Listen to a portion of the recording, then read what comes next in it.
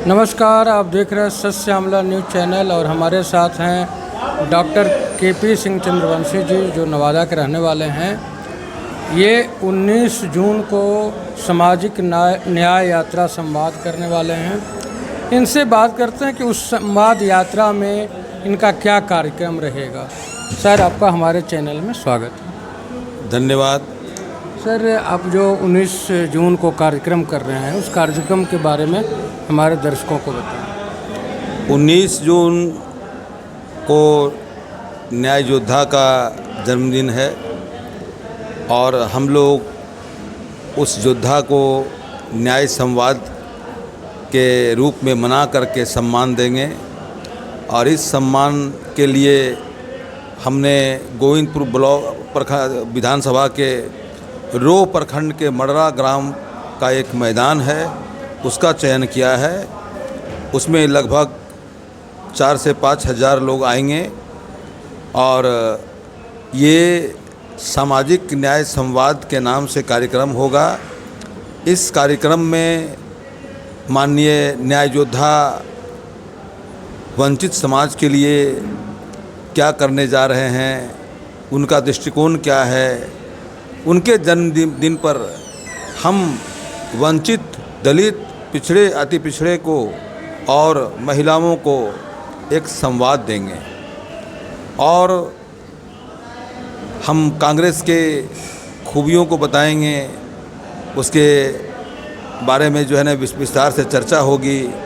साथ ही माई बहन सम्मान योजना का जो क्या प्रारूप होगा, उसके क्या लाभ हैं और ये क्यों मिलना चाहिए महिलाओं को, इसके बारे में विस्तृत चर्चा करेंगे। सर, सामाजिक न्याय की बात जब चलती है तो उसमें दलित, पिछड़े, अति पिछड़े, वंचित, इनकी ही बात होती है। क्या सामान्य जाति के जो लोग हैं उनको सामाजिक न्याय की आवश्यकता है कि नहीं? सामान्य जाति के लोगों को भी आवश्यकता है, जो भी समाज में पीछे रह गए हैं। हमें तो सभी को बढ़ाना है। हम कर्पूरी के चेला हैं और हम मूल अति पिछड़ा बुद्धिजीवी मंच के राष्ट्रीय अध्यक्ष हैं। ये बुद्धिजीवी मंच में 22 जातियों के लोग के जिलाध्यक्ष, नवादा के जिलाध्यक्ष जो हैं वो हमारे सदस्य हैं और हम सभी के प्रति न्याय की बात करते हैं, कर्पूरी के राह पर चलने की बात करते हैं। जब हम जननायक कर्पूरी ठाकुर की बात करते हैं तो आपको पता होगा कि जननायक कर्पूरी ठाकुर ने 12% रिजर्वेशन दिया था BC1 को और 8% दिया था BC2 को और 3% दिया था महिलाओं को और 3% दिया था दलित पिछड़े हुए जो है ना सवर्ण को, जो कमज़ोर तबके के सवर्ण थे उनको भी 3% दिया था। तो जननायक की विचारधारा पर चलने का जब मेरा मकसद है तो हम उस धारा से कैसे मुख मोड़ सकते हैं। और इसीलिए जो है कि जिस समय महिलाओं की बात नहीं होती थी उस समय भी जननायक ने महिलाओं को आरक्षण देने का काम किया और सवर्णों को पहला आरक्षण तो जननायक ने ही दिया था। इसीलिए इसमें जो है न, लेकिन अभी जो है कि अगर एक पिता को 4 बच्चे हैं, सभी प्यारे होते हैं, लेकिन जो बच्चे कमज़ोर होते हैं और जो निःशक्त होते हैं, गार्जियन या पिता जो है उस पर अधिक ध्यान देता है, खर्च करता है, माँ भी उस पर अधिक ध्यान देती है ना। उसे लगता है कि ये बच्चा भी हमारा सर्वाइव करे, आगे बढ़े। तो ये जो माने हम लोग को जो जवाबदेही मिलती है, इस जवाबदेही में जो है न हमारी पूरी निष्ठा और प्यार, पूरा सामंजस्य होना चाहिए और संपूर्ण समाज को एक परिवार के नज़र से देखना चाहिए। बस इसी मिशन को लेकर के हम चल रहे हैं। बाकी लोग क्या कहते हैं मुझे पता नहीं, लेकिन मेरा जो ध्यान है समाज के जितने भी लोग जो पीछे रह गए हैं उनके प्रति भी है। मसलन जो है हम 22 साल से हैंडीकैप्ड का फ्री इलाज कर रहे हैं। मैं ऑर्थोपेडिक सर्जन हूँ। पिछले 22 साल से हैंडीकैप्ड का मैं फ्री इलाज कर रहा हूँ।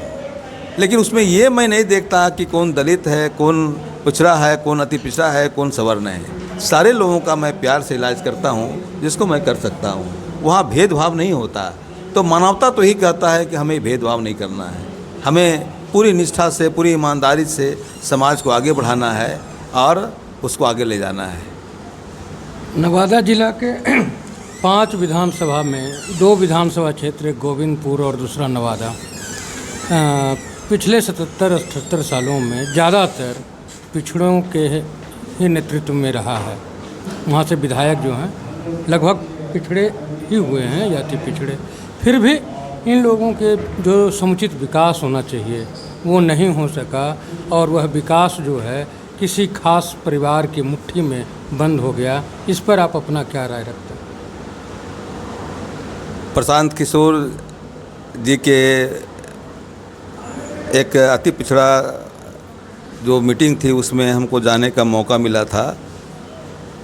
किसी ने निमंत्रण दिया था, मैं उससे ताल्लुकात नहीं रखता हूँ, लेकिन हमने उस मीटिंग में कहा था कि राजनीति जो है उसमें यदि अगर सेंटिमेंट नहीं होगा, भावना नहीं होगी, तो राजनीति शून्य होती है, खोखली होती है। तो विधायक चाहे तो सवर्ण हो, चाहे तो पिछड़ा हो, चाहे अति पिछड़ा हो या दलित हो, यदि वो समाज के लोगों के प्रति संवेदनशील नहीं है, अगर उनकी राजनीति में दिल का कोई स्थान नहीं है, सेंटिमेंट का कोई स्थान नहीं है, तो वो सिर्फ पैसा और पावर के लिए आए हैं। मेरा जो कंसेप्ट है, मैं हमेशा ईमानदारी की बात करता हूँ। आज भी मैं छोटा सा वक्तव्य दिया था, उसमें भी मैंने ईमानदारी की ही बात की थी कि हम जो है ना बहुत ही गरीब घर में पैदा हुए और यहाँ तक पहुँचे तो सिर्फ और सिर्फ ईमानदारी के बल पर। क्योंकि हम कितनी अच्छी पढ़ाई कर रहे हैं हमारे माता पिता भी नहीं जानते हैं। हम जानते हैं कि हमारा जो समय है हम कितनी निष्ठा से उस समय को दे रहे हैं। तो उसी तरह से राजनीति भी है। राजनीति में जो भी पीड़ित हैं, जो भी पीछे रह गए हैं, जो भी ज़रूरतमंद है, चाहे किसी जाति को हो, हम अभिभावक सबके हैं। एक जो विधायक होता है अपने विधानसभा के हर व्यक्ति जो वोट देता है सो, जो नहीं देता है सो, सारा का अभिभावक होता है और उसी लिहाज से उसको काम करना चाहिए। यही निष्ठा है। नवादा जिला के 2 परिवार, किसी के परिवार के 4 सदस्य और किन्हीं का 6 सदस्य सत्ता के शीर्ष पर रहे हैं, लेकिन जिस समाज से वो दोनों परिवार आता है उस समाज का भी समुचित विकास नवादा में नहीं हो सका, और जातीय उन्माद कई सालों तक नवादा ने झेला। उसके बावजूद भी उस समाज का या दूसरे समाज का विकास करने में दोनों परिवार की कोई रुचि नहीं रही। आज वो लोग दरवाजे दरवाजे घूम रहे हैं। इस पर क्या कहेंगे? एक समय था जब कांग्रेस सत्ता में आई थी। राजनीतिक दल जो भी हो, सभी में अच्छे लोग होते हैं, सभी में बुरे लोग होते हैं। अंतर सिर्फ उसका रेशियो का होता है कि किस पार्टी में अच्छे लोग ज़्यादा कितने हैं और बुरे लोग कितने हैं। तो जब राजनीति की शुरुआत हुई थी, जब सत्ता पर काबिज हुई थी कांग्रेस, उस समय जो है जितने भी समाजसेवी थे और स्वतंत्रता सेनानी थे वो राजनीति किया करते थे। तो उनको जो है ना ज़मीन से जुड़े हुए थे और अपने देश को बढ़ाना चाहते थे, तो वो राजनीति सिर्फ करते थे सम्मान और मान के लिए। लेकिन आज का जो राजनीति हो गया है वो सिर्फ पैसे के लिए हो गया है, पावर के लिए हो गया है। हम गलत तरीके से कितना पैसा कमाते हैं और कितना जो लगाते हैं, और ये जो है ना एक तरह से एक चरित्र बन गया है राजनीति में। इसीलिए अच्छे अच्छे लोगों का आना मुश्किल हो गया है, क्योंकि इसमें गंदगी बहुत ज़्यादा है।